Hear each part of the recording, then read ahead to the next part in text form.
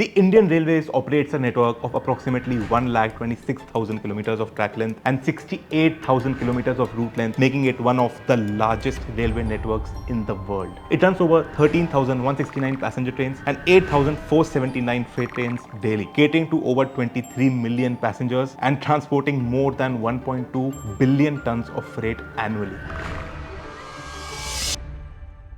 India aims to become the largest green railway network globally by achieving 100% electrification by 2030. We all know that the Indian railway system is one of the largest in its operations globally. But when I read these facts, I was taken aback to see and understand the vastness of this network. But why are we talking about the railway network today? We have the new Vande Bharat trains, the new Vande metros, and the Vista Dome. So where is the issue? Well, we are having a bias when we look at this information as well. All these achievements are great and are hallmark achievements to say the least. But there has been other significant developments that have taken place on this vast network over the last 10 to 15 years. Development of the basic railway infrastructure facilities that no one has told you about. So see, the Indian Railways began in 1853 with the first passenger train traveling 34 kilometers from Boribandar to Thane. By 1880, the network expanded to approximately 15,000 kilometers to combat famine, and locomotive building started in 1895. The railways became profitable by 1901, leading to the establishment of the Railway Board and increased government control. One of the earliest passenger amenity improvements has an interesting story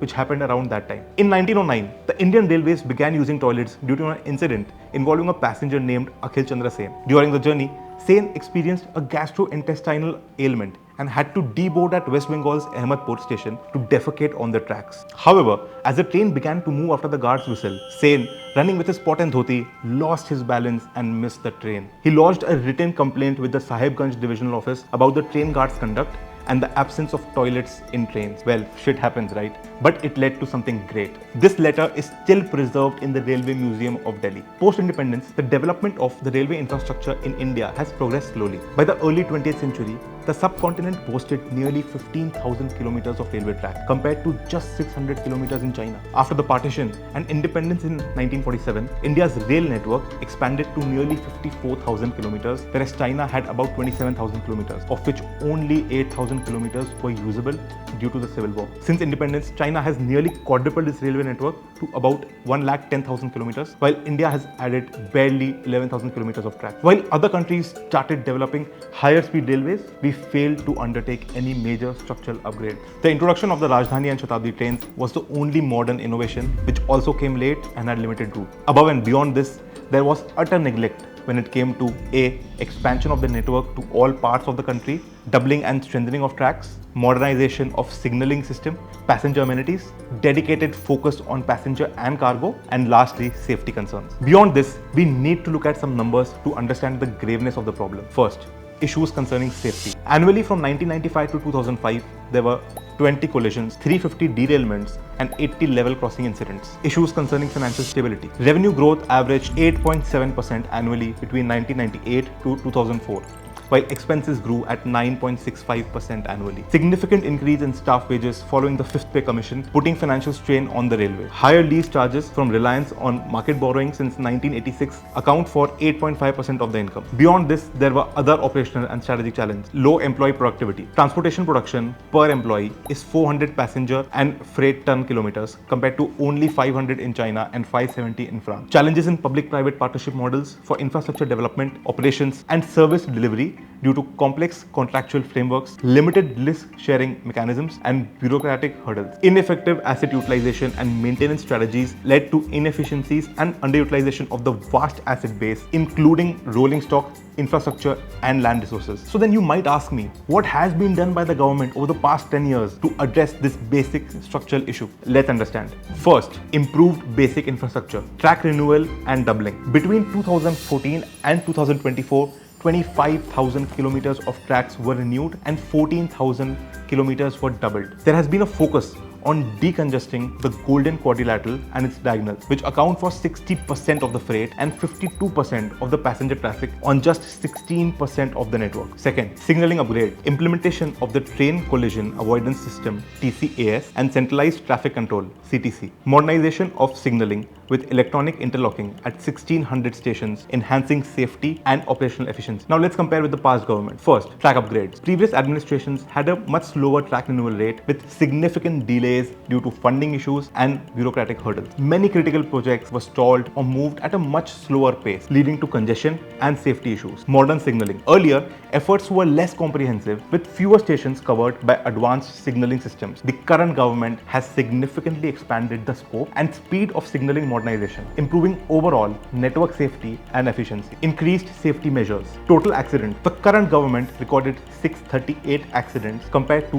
1,711 accidents under the past government. Accidents per million train kilometers. Under the current government, it decreased from 0.11 to 0.037, while under past governments, it decreased from 0.29 to 0.10. Reduction in number of accidents. The current government achieved a 64% reduction from 135 to 48, whereas past governments achieved a 49% reduction from 234 to 118. Casualties. The current government recorded 781 deaths and 1,543 injuries, significantly lower than the past government's 2,453 deaths and 4,486 injuries. Train derailments. The current government reported 426 derailments compared to the past government's 867 derailments. Improved passenger amenities, better trains and coaches. Introduction of modern trains like Vande Bharat Express, Tejas Express and the upgraded LHB, Linke Hoffman Bus coaches with enhanced safety and comfort features. Over 5,000 coaches retrofitted with modern amenities such as bio-toilets, LED lighting and charging points. Ticketing system.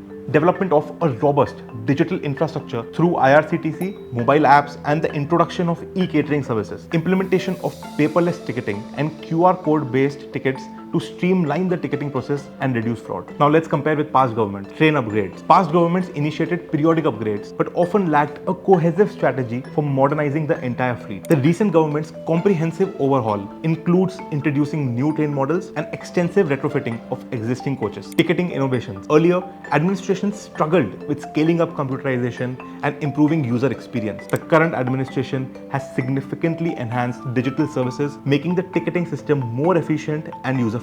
Expansion of railway network. New lines. Expanded the network by adding 10,000 kilometers of new lines to previously unserved rural areas, enhancing connectivity and economic opportunities. Special focus on connecting remote regions in the northeast and other isolated areas. Part of the Udhampur-Srinagar-Baramulla rail link project, this stretch aims to connect the Kashmir Valley with the rest of the country, enhancing economic opportunities and mobility. Multiple doubling and electrification projects have been undertaken to improve connectivity along the scenic but previously underserved Konkan coast. Electrification. Accelerated electrification of rural routes, achieving 100% electrification in several key regions to promote sustainability and reduce operational costs. If we compare with past governments in terms of network expansion, earlier expansions were often slow and faced significant bureaucratic hurdles, with many projects delayed or abandoned. The current government has expedited these projects with a clear focus on integrating rural regions into the national network, significantly improving accessibility. Strategic expansion of the railway system. Strategic connectivity. Developed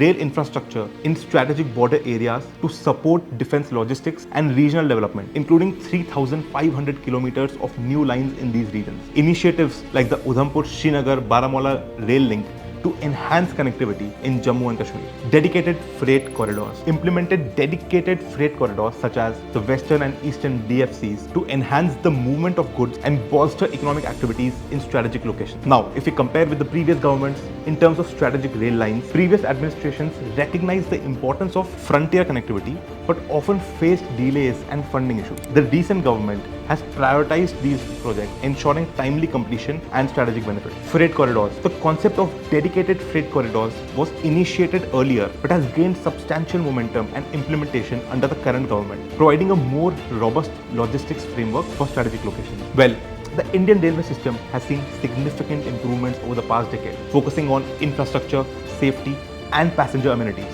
Between 2014 and 2024, 25,000 kilometers of tracks were renewed, 14,000 kilometers were doubled, and advanced signaling systems like TCAS and CTC were implemented. These efforts reduced accidents by 64% and significantly lowered casualties. I'm sure we are not away from having zero casualties in the future. What most people see in the Indian Railways is around the development of the Vande Bharat Express or other railway projects. But at the same time, what does not meet the eye is around the grassroots level updates that have been made to the Indian rail infrastructure. This is Akshay. See you on the next one with another breakdown.